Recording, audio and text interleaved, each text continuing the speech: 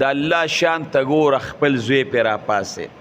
او هغه بادشاه هغې په جیل کې واچو هغه بادشاه یې وجه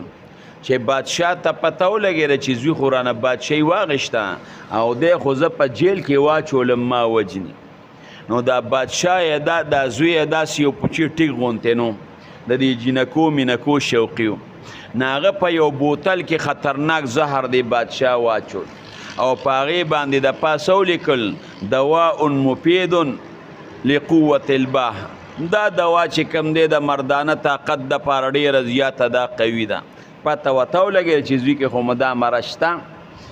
پلار یې خو سمدستي مړ کړ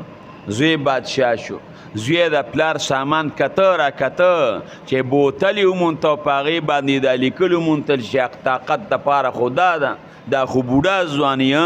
دا پلار مې داره طاقت دوایانې خوړې هغې بوتل نه سر لر که په خولې یې ور واچوله چې ور واچوله هغه هم سټکوري شو مردار شو لاړ بادشاهي بل ته پاتې شوه د دواړو جهانو سردار مبارک ورته خیرې وکړې ابو لهب ته الله خیرې وکړې زار ګورې دا زار نه به ځان ساتې